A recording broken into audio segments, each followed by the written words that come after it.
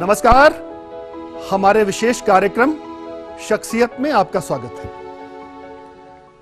शख्सियत में इस बार हमारे साथ हैं जानी मानी लेखिका, सोशल एक्टिविस्ट मीनाक्षी चौधरी। मीनाक्षी, हमारे कार्यक्रम में आपका स्वागत है। Thank you. सबसे पहले तो आपको बधाई। हाँ जी।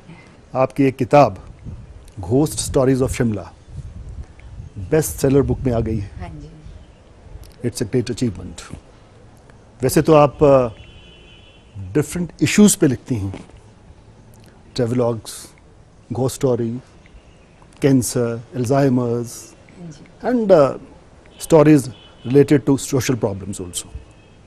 इन सब बातों पे आएंगे और भी बहुत सी बातें आपसे करेंगे, लेकिन इससे पहले हमारे दर्शकों को बताइएगा आपके अपने बारे में, जन्म के बारे में, परिवार के बारे में, शिक्षा दीक्षा के बारे में। मैं सोलन में पैदा हुई हूँ और मेरे फादर कॉलेज में लेक्चरर थे, वो बेस्ड सोलन में थे।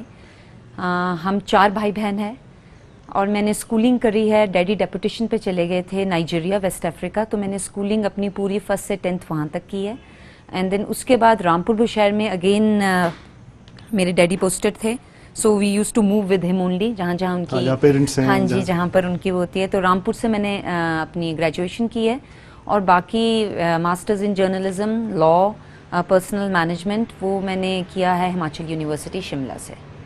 और ये जो राइटिंग, हाँ जी, ये रुझान कैसे बचपन से, जैसे बच्चे करते हैं डिक्लेमेशन कॉन्टेस्ट में हिस्सा लेते हैं, इस तरह कुछ भी स्कूल में, कॉलेजेस में लिखते हैं? एक्चुअली जब हम बहुत छोटे थे तो जैसे एक वो मिलती है ना, बाजार जाते हो तो आपको कोई, हर पेरेंट अपने बच्चे को कुछ ना कुछ देता है, कोई चॉकलेट देता है, कोई कुछ देता है। हमें बुक्स का बहुत शौक था पूरी फैमिली में। टीचर। हाँ जी, तो एवरी वीक जब हम जाते थे we used to be very excited कि हमें कोई किताब मिलेगी। सो प्रोबेबली आई थिंक जब मैं 5 साल की थी या 6 साल की थी, तब से किताबें पढ़नी शुरू कर दी।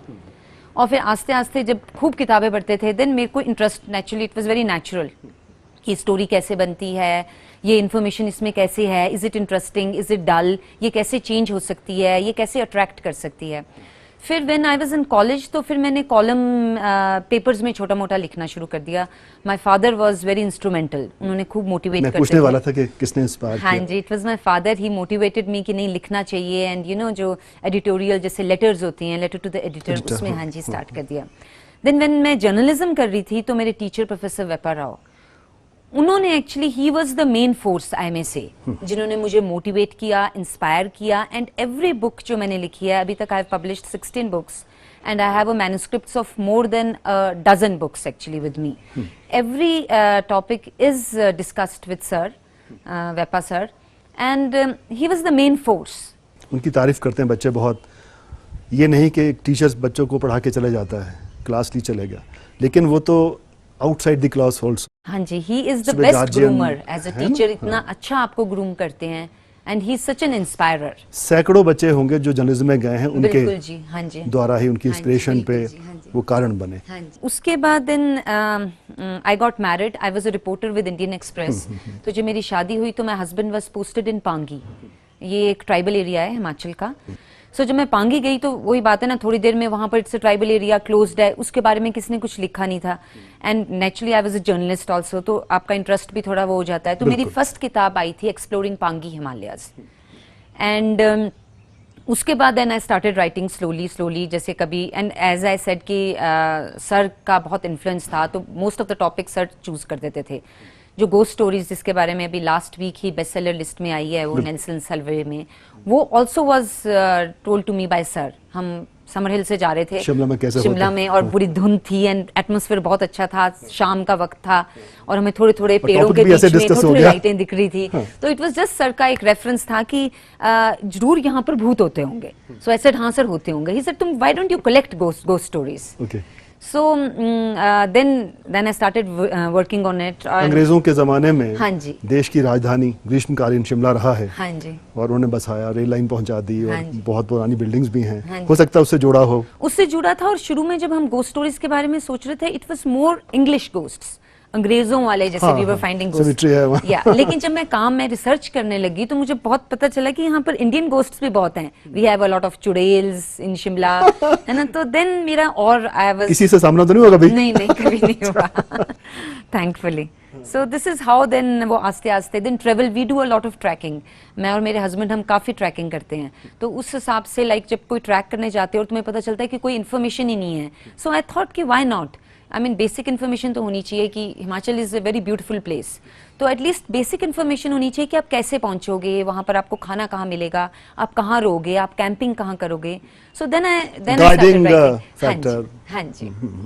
तो उस पर लिखना शुरू किया कि ये जगह कहाँ है, क्या इसकी खूबी है, क्या विशेषताएं हैं. और किसी ने भी आना होए तो एटलीस्ट उनको इन्फॉर्मेशन होए. हाँ. उस बुक को लेके आ रहा है तो पढ़ रहा है उसको कि हाँ मुझे पहुंचना है, यहाँ रुकना है, यहाँ ये इंतजाम होगा.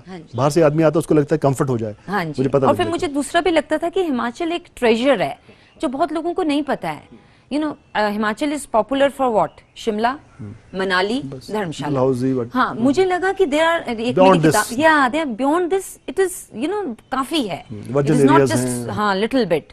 It is I have this book destination Himachal. So you have more than 120 offbeat destinations in it. So उसमें सब लिखा है कितना दूर है, कनेक्टिविटी और कैसे, रेफरेंस कहाँ आप पहुंचोगे, कहाँ आपको रहने के लिए होटल या गवर्नमेंट रेस्ट हाउस मिलेगा. And because I was a journalist, so most of my books are more research based and more, you know, information packed. अच्छा एक चीज बताइए, हट के बात करता हूँ. हाँ जी. Your husband राकेश कंवर, हाँ जी. he is an IAS officer. हाँ जी. तो एडमिनिस्ट्रेटिव सर्विसेज. तो बाहर तो संभालते हैं एडमिनिस्ट्रेशन का, घर का काम कौन करता है एडमिनिस्ट्रेशन का? करते हैं, वो करते हैं.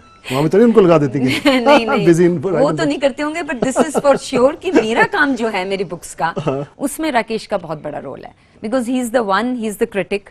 वो चेक करते हैं, he goes through the whole manuscript. So घर का काम तो नहीं वो करते, बट हाँ मेरा राइटिंग के काम में वो बहुत फुल, जिसको बोलते हैं 100% हेल्प करते हैं. That's good. आपसे चर्चा जारी रहेगी और आपसे जानते रहेंगे कि अभी किस तरह से आपकी किताबों में क्या क्या छुपा है, भविष्य की क्या योजना है, क्या लिखने जा रही हैं. लेकिन वक्त हो चला है एक छोटे से ब्रेक का. ब्रेक के बाद तुरंत लौटते हैं. आप बने रहिएगा हमारे साथ, कहीं मत जाइएगा. हम यूं गए और यूं लौटे. लव स्टोरी में कोई अपना भी जिक्र है कहीं? मेरी तो रियली जिसको बोलते हैं एक बिंदास लव स्टोरी है.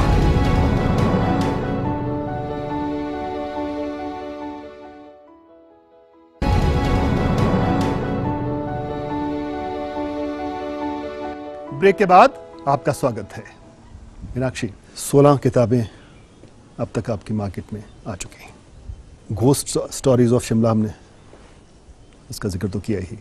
इसके अलावा जो बुक्स हैं थोड़ा उनके बारे में विस्तार से बताइएगा. मेरी जो पहली किताब है वो थी Pangi, exploring Pangi Himalayas, a world beyond civilization. मैं वहाँ पे रही थी 2 साल और मेरे को वहाँ पे लगा जाकर कि इसके बारे में किसी ने भी नहीं लिखा है. सो वो it was not only a purpose कि मैं सिर्फ वो एक डेस्टिनेशन बताना चाहती हूँ, बट इवन उनका कल्चर, बिकॉज वहाँ ट्राइबल्स रहते थे. So that was my first book. उसके बाद मैंने 4-5 किताबें ऑन ट्रैक्स लिखी, बिकॉज मुझे ट्रैक्स का काफ़ी शौक था. तो मैंने 2-3 किताबें ट्रैकिंग के ऊपर लिखी. देन उसके बाद मैंने हिमाचल एज डेस्टिनेशन. खुद भी तो आप ट्रैकर? हाँ जी, आई एम अ ट्रैकर. सो मुझे ऐसा लगा कि we need to showcase Himachal, है ना, बिकॉज बहुत पहले सारे खुद एक्सपीरियंस किया. हाँ जी. और दूसरा लगा कि इसमें इतना कुछ है लेकिन लोगों को पता ही नहीं है, because most of my books are on an awareness mode. यानी कि किताब लिख रहे हैं बस लिख रहे हैं, ऐसा नहीं है. नहीं. उसका फायदा हो, और मैं इंजॉय करूँ उसे लिखते हुए. सो देन उसके बाद मैंने लव स्टोरीज लिखी. लव स्टोरीज के बाद सेकंड वॉल्यूम आई गोस्ट स्टोरीज की, बिकॉज फर्स्ट वॉल्यूम काफी हिट हो गई थी. लव स्टोरी में कोई अपना भी जिक्र है कहीं? मेरा जिक्र इन द सेंस कि मेरी तो लव स्टोरी है ही है, but not in the book. वैसे आई टेल एवरीवन कि मेरी तो रियली जिसको बोलते हैं एक बिंदास लव स्टोरी है मेरी और राकेश की. देन उसके बाद मैंने 2 किताबें लिखी. One is on cancer, sunshine, and the second is on Alzheimer's. India में मोर देन 40 लाख लोग ऐसे हैं जो 70s के बाद सब कुछ भूल जाते हैं. और भूलना मतलब सिर्फ ये नहीं होता है कि आप ये भूल गए कि आपने क्या बोला, या आप ये भूल गए आपने क्या खाया. आपकी सारी इमेजिनेशन खत्म हो जाती है. मैं कौन हूँ बिल्कुल खत्म हो जाता है. या आप कैसे खाना है मुझे. It is a very very harrowing disease. तो मुझे लगा कि I must write on this. My father actually he is an Alzheimer patient, and वो conversations between a father and a daughter है. हाँ, सो दैट वाज वो मैंने whispering Deodar लिखी. Very sensitive issue. हाँ, both this issue. Sunshine, I am a cancer survivor, तो मुझे sunshine का मेरा पर्पस ये था कि you need people to know कि अल्टीमेटली एक कैंसर पेशेंट के साथ क्या बीतती है और डॉक्टर्स उसको कैसे देखते हैं और ज़माना, सोसाइटी, आपको लोग। सोसाइटी कैसे देखती है और आपका अपना सपोर्ट सिस्टम कितना चाहिए होता है. सो देन उसके बाद एक मैंने एंथोलॉजी लिखी, whispering Deodars. That is also a kind of a best seller in India. उसमें बहुत बड़े बड़े राइटर्स ने कंट्रीब्यूट किया, including his holiness Dalai Lama, Khushwant Singh ji, then Pankaj Mishra जो एक बहुत नोन राइटर हैं, और हमारे यहाँ के जो राइटर्स हैं हिमाचल के प्रोफेसर वेपा राव एंड मीनाक्षी फेथपॉल, काफ़ियों ने उसमें कंट्रीब्यूट किया. सो अभी जो मेरी लेटेस्ट बुक है, मतलब ये मैंने स्टार्ट किया था लिखना 1998. 99 में मेरी फर्स्ट बुक आई थी एंड मैंने ये सोचा हुआ था कि every year I am going to publish one book. So 16 books हैं. I am a little late. I have to bring out another book अभी इन द नियर फ्यूचर, तभी 17 होंगी according to the years. Kullu पे भी आपने काफी कुछ लिखा है. हाँ जी, कुल्लू पे my husband was posted in Kullu for 2 years. Usually मेरा मकसद ये होता है कि I should be in my comfort zone when I'm writing. So Kullu में क्या था कि जब we were based in Kullu, वहाँ पे मुझे यही फीलिंग आई कि Kullu is so rich in culture, in heritage, in rituals, और वहाँ पर एक बहुत nature, और वहाँ पे एक बहुत यूनिक ट्रेडिशन है देवतास का. These are gods जिसको आप बोलोगे देव संस्कृति वहाँ. हाँ जी, वो बहुत रिच है वहाँ पर और कुल्लू बहुत दशहरा यूनिक अपने आप है. में. कुल्लू दशहरा अपने आप में ही है. तो मैंने कुल्लू पे इनफैक्ट 5 किताबें लिखी हैं. एंड क्या वेरिएशंस हैं? या variations like I started with a coffee table book जिसमें देवतास के रथ, उनके मोहरे और कौन कौन से देवतास होते हैं. Then I moved towards a reference book on devtas. जो देवतास वहाँ रजिस्टर्ड हैं वो हैं अबाउट मोर देन 500 देवतास. तो वो मैंने सारे as a reference book. So it's like a encyclopedia on devtas of Kullu. तो किसी ने रिसर्च करनी हो तो that is the best book कोई उस पर. उसकी हिंदी भी ट्रांसलेशन हुई है. देन उसके बाद मैंने कुजीन ऑफ कुल्लू. कुल्लू मनाली आपको तो पता है is a tourist destination, and ये आज का नहीं है, ये इट्स फॉर द लास्ट मतलब मोर देन 100 years आई मे से, बिकॉज वहाँ ट्रैवलर्स भी starting from English to Dutch to American to Chinese, हर किस्म के ट्रैवलर्स वहाँ पर आए हैं. तो वो सब लोग अपने अपने फूड के एलिमेंट्स वहाँ छोड़ कर गए हैं. And Kullu Manali is unique कि we have more than 25 cuisines, international cuisines. And all these people जो काम कर रहे हैं रेस्टोरेंट्स में या शेफ्स हैं, they are not you know, ये कोई इन्होंने कोई प्रॉपर ट्रेनिंग नहीं ली है, है ना. वो उन्होंने उनके साथ उनसे ही सीखा है. जो टूरिस्ट आए हैं, जो फॉरेनर्स आए हैं, उनसे सीख कर लोकल लोगों ने वो इतने एक्सपर्ट हो गए. And I am very fond of cooking, so मेरा इंटरेस्ट उस तरफ बहुत था. Then I wrote an anthology on Kullu. उसमें था कि जो ट्रेवलर्स कुल्लू में पिछले 200-300 साल से, और कुल्लू बना कैसे, how did the fruits come. Kullu has a lot of जिसको I may say Kullu is very rich in everything. It is not only culture. आप फ्लावर्स देखो, कुल्लू में सबसे सुंदर फूल मिलेंगे आपको.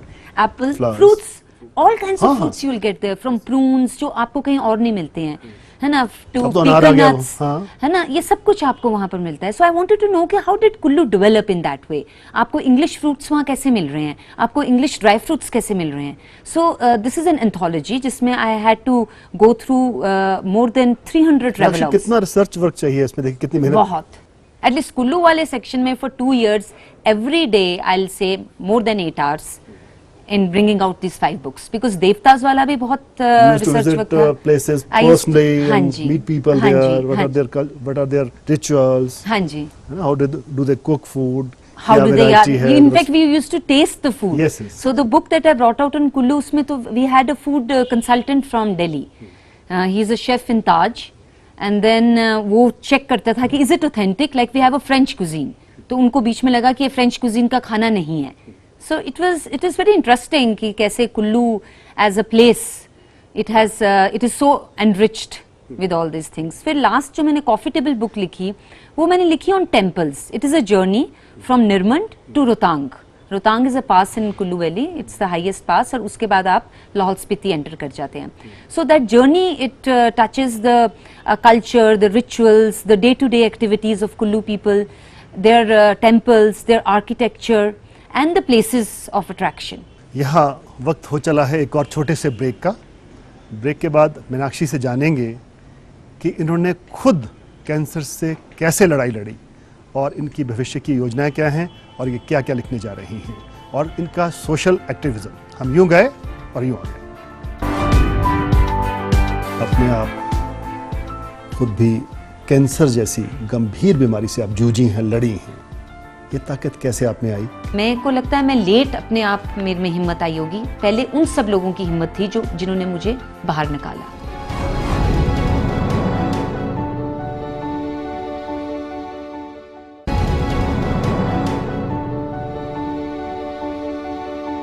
ब्रेक के बाद आपका एक बार फिर से स्वागत है। मीनाक्षी, आपने जिंदगी में बहुत कठिन समय देखा और अपने आप खुद भी कैंसर जैसी गंभीर बीमारी से आप जूझी हैं, लड़ी हैं, ये ताकत कैसे आप में आई? क्या मनस्थिति थी उस समय आपकी और किसने आपको सपोर्ट किया? खुद आप कैसे तैयार हुई, मुझे लड़ना है? 2008 में I was diagnosed with cancer, breast cancer. जब पता चला था, it was a very difficult period, क्योंकि कैंसर सिर्फ एक बीमारी नहीं है। हाँ। ये एक सोशल, जिसको बोलते हैं स्टिग्मा, भी माना जाता है। So it was very difficult and of course हर बंदा ये सोचता है कि मैंने क्या किया था ऐसा जो मुझे ये बीमारी लगी। बट अब नाउ पिछले 8 साल में, अब इनफैक्ट मैं तो बोलती हूँ कि I was very lucky. I was lucky कि मुझे ब्रेस्ट कैंसर हुआ जिसका इलाज है, 100% इलाज है जो आप टाइम पर दिखा दोगे। And I was very lucky कि जो मेरे आसपास सपोर्ट सिस्टम था, चाहे वो मेरी फैमिली का था, चाहे वो मेरी फ्रेंड्स का था, इट वॉज सो स्ट्रॉन्ग कि अपने आप, मेरे को लगता है मैं लेट अपने आप मेरे में हिम्मत आई होगी। पहले उन सब लोगों की हिम्मत थी जिन्होंने मुझे बाहर निकाला। फैमिली मेंबर्स, फ्रेंड्स, सब। एक्चुअली जब ये डायग्नोज हुआ था तो मेरे एक बहुत क्लोज फ्रेंड है, उसकी फैमिली और वो, उनका एक एक्सीडेंट हुआ था। It was a very difficult time for all of us. वो उनकी गाड़ी पूरी नीचे 200 फीट नीचे गिर गई एंड तब ऐसा लग रहा था कि उनमें से कोई भी नहीं बचेगा। एंड वो बच गए सारे, ऑल 4 ऑफ देम। एंड आगे then I was diagnosed with cancer. ये सारी चीजें मिलकर जब हमें लाइफ को देखने लग जाते हो, आपका लाइफ का देखने का एक नजरिया भी बदल जाता है। यू बिकम मोर, जिसको बोलते हैं ना, एक तो आप हर रोज जीने लग जाते हो और आप में एक हिम्मत आ जाती है कि जो आप सोचते हो कि ये अंत है, ये खत्म है। कभी निराशा भी हुई? बिल्कुल। शुरू में तो निराशा हुई, शुरू में तो काफी निराशा हुई, 10-15 दिन। लेकिन उसके बाद फिर जब आप ट्रीटमेंट शुरू कर देते हो और आप अपना लेकिन जल्द आप निकल गई 8-10 दिन में। उस 15 दिन तो लगे मुझे। हाँ। जब तक मेरा ऑपरेशन नहीं हुआ, बिकॉज इसमें कीमो, इसका इलाज बहुत लंबा होता है, रेडिएशन होती है, आगे मेडिसिन होती हैं, एंड देन ऑपरेशन जब तक मेरा नहीं हुआ तब तक तो इट वाज डिफिकल्ट। बट उसके बाद it was very, I will say smooth. But ये मैंने इनफैक्ट जो कैंसर पे बुक लिखी है सनशाइन, उसका मकसद ही ये था कि सपोर्ट जो है किसी भी इंसान को, वो कितनी ज़रूरी होती है। और अपने आप में आप नहीं निकल सकते जब तक आपके आसपास वाले आपको उतनी सपोर्ट, उतनी हिम्मत और ह्यूमर के साथ ना निकालें। मीनाक्षी, उस समय आपके अंदर का जो राइटर था वो क्या कह रहा था? राइटर तो I can't say, but because ये एक्चुअली डिजीज इतनी बुरी होती है कि उस टाइम पे तो मैं उसके साथ ही उलझ रही थी। लेकिन उसके बाद जब मैं थोड़ी ठीक हो गई, 5-6 महीने निकल गए, तो मुझे लगा, बिकॉज एज यू सेड कि राइटर, मुझे लगा कि मैं इसके बारे में लिखना चाहती हूँ। वो मैंने अपने लिए लिखी थी किताब, लेकिन जब वो लिखी तो फिर सबने मुझे कहा कि इसको तुम पब्लिश कराओ, बिकॉज ये किताब औरों को अवेयरनेस कराएगी, हाँ जी, प्रेरणा देगी कि नहीं, लड़ना है और सपोर्ट चाहिए। Because that book is not for only cancer victims, it is also for cancer care givers. जो आपकी फैमिली है, आपके दोस्त हैं, आपकी सोसाइटी है, वो बहुत जरूरी है, आपके डॉक्टर्स हैं, सो वो बहुत जरूरी है। It was a difficult period, but her period आपको सिखाता है। And now I feel that I am blessed. जो मेरे पास चीजें हैं वो लाइफ में सबके साथ ऊपर नीचे होता है, बट उन सब में रिलेशनशिप सबसे इंपॉर्टेंट होते हैं। वो बहुत जरूरी होता है आपको इन चीजों से फाइट करने के लिए भी और बाहर निकलने के लिए भी। अल्जाइमर की आप चर्चा कर रही थी। Alzheimer is another taboo. दोनों, कैंसर और अल्जाइमर दोनों एक टैबूज हैं, not only in India, even foreign countries में ये टैबू है जो लोग डिस्कस नहीं करते हैं। हमारे बुजुर्ग, कितने सारे घरों में, गांव में आप देखोगे तो बुजुर्ग भूल गए हैं, उनको कमरे में बंद रखते हैं या किसी से बात नहीं करने देते। But it is a disease, ये उनकी गलती नहीं है कि वो भूल जाते हैं। सो दिस वाज अनदर, इसमें again this lesson is because मैं खुद गई हूं तो आई फील कि मैं शेयर करना चाहती हूँ. सो दिस इज समथिंग जो लोग जान सकते हैं कि कैसे फैमिली एक अल्जाइमर पेशेंट को देख सकती है, because there is no medicine for Alzheimer. है तो ह्यूमन बीइंग, हमारे पेरेंट्स हैं और रिश्तेदार हैं और बहुत friends मुश्किल हैं. भी होता है, हाँ. है ना. एंड मेरे को तो ये भी लगता है कि जैसे जैसे हमारी ये जो एज हमारी जो बढ़ रही है, अब 74 इयर्स है हमारी जो एवरेज एज जो आ गई है, अल्जाइमर अटैक करता है एल्डरली लोगों को आफ्टर 70. सो अब तो बहुत ज़रूरत है कि हमारी गवर्नमेंट, हमारी हेल्थ डिपार्टमेंट्स, हमारी पॉलिसीज, वो सब इसके बारे में सोचें that this is a serious disease for elderly people. आपने एक ट्रस्ट भी बनाया है ना? हाँ जी, सेवा ट्रस्ट है हमारा. उसमें हमने ब्रेस्ट कैंसर कैंप्स किए हैं. We have covered more than 25,000 women in Himachal. और साई इंजीनियरिंग फाउंडेशन है जिन्होंने हमें सारा उसका सपोर्ट दिया है. और उसमें हमने कुछ लोगों का इलाज भी कराया है. और हम ब्लड डोनेशन कैंप्स करते हैं, पर्सनालिटी डेवलपमेंट प्रोग्राम्स करते हैं इन गवर्नमेंट स्कूल्स. और उसके ही अंडर अभी हमने एक day care centre elderly women के लिए खोला है इन सोलन. क्या नाम है? खुशी उसका नाम है. And it is the first centre in Himachal for women, and probably in north India also it is one of its kind. And it is a very huge success story. वहाँ मोर देन 100 लेडीज आती हैं. और in fact एक साल की जो registration जब वो आती हैं तो वो अपना नाम लिखती हैं. सो एक साल में more than 6,000 members have visited that centre. खुशी में और क्या एक्टिविटी रहती है, किस तरह उसमें से? हम लेडीज को मेडिकल चेकअप्स होते हैं, डॉक्टर्स आते हैं, हम उन्हें बाहर घुमाने लेकर जाते हैं. बट उससे ज्यादा उन लेडीज ने अपने बर्थडे सेलिब्रेट करने लगी हैं, वो अपनी एनिवर्सरी सेलिब्रेट करती हैं. देन उसमें वो बुक्स हैं, वहाँ पर there is a library. Then वहाँ पर वो अपने everyday activities, everyday these ladies come, they discuss on different topics. Town कैसा होना चाहिए, टाउन में क्या प्रॉब्लम्स हैं. They go to the administration, they even go to the police department जहाँ उनको लगता है कि यहाँ प्रॉब्लम है. So this is they collect money जहाँ उनको लगता है कि पैसे की किसी को जरूरत है, वो आपस में कलेक्ट कर How do you generate resources? We this trust is a kind of a private trust. हम दोस्त हैं, कुछ 30-40 फ्रेंड्स हैं हम. तो मोस्ट ऑफ द टाइम्स तो हम खुद ही कंट्रीब्यूट करते हैं. बट जहाँ पर कोई ज्यादा पैसा होता है, जैसे हमारे ये कैंसर कैंप्स थे, इसमें थोड़ा ज्यादा पैसा लगता है. हमने मोर देन 30 कैंप्स हिमाचल में लगाए हैं. उसमें फिर हमें जैसे साई इंजीनियरिंग ने वो किया है. और खुशी सेंटर हमें गवर्नमेंट फंड करता है. लोग जेनरसली करते हैं डोनेट पैसे खुद? जेनरसली लोग, हम अपने फ्रेंड्स में तो हम डोनेशन लेते हैं, बट बाहर हम खुद भी नहीं गए हैं. ठीक है. बट जहां हम गए हैं वहां हमें हेल्प मिली है. लाइक साई में हमें बहुत हेल्प मिली है, हमें कहीं फिर जाने की जरूरत नहीं पड़ी.